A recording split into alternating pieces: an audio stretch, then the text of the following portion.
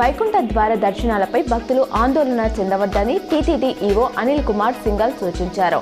December 30 నుంచి జనవరి 8 వరకు వైకుంఠ ద్వారాలు తెరిచే ఉంటాయని, ఆ పవిత్ర రోజులో ఏ రోజు స్వామిని దర్శించుకున్నా అదే ఫలితం లభిస్తుందని పండితులు చెప్పారని పేర్కొన్నారు.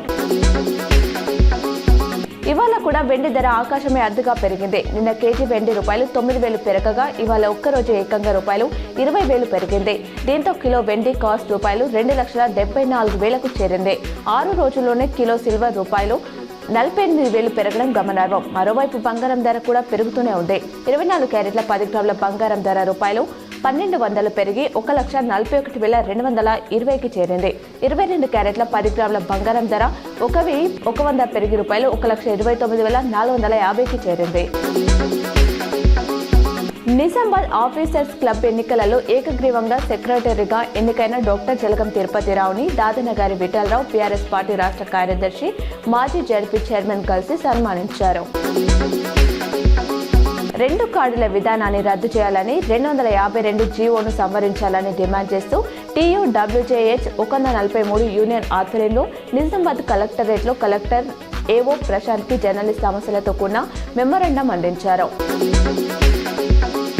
ఫిబ్రవరి 2వ వారం నాటికి మున్సిపల్ ఎన్నికలు పూర్తి చేయాలని ప్రభుత్వం భావిస్తుంది. ప్రస్తుతం రాష్ట్రంలో GHMCతో కలిపి 8 కార్పొరేషన్లు, 125 మున్సిపాలిటీలు ఉన్నాయి. వీటిలో చాలా వాటికి ఈ ఏడాది జనవరిలోనే గడువు ముగిసింది.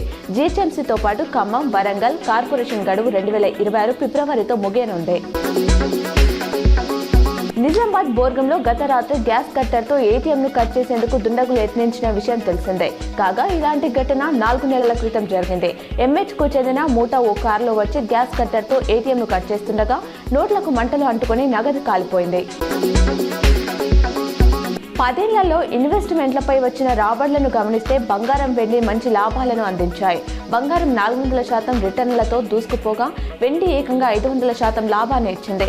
మన స్టాక్ మార్కెట్ నిఫ్టీ 50 కూడా 230% రాబడితో స్థిరంగా రాణించింది. అత్యధికంగా బిట్ కాయిన్ $305 నుంచి $80,000లకు చేరుకొని దాదాపు 30,000% రాబడి ఇచ్చింది.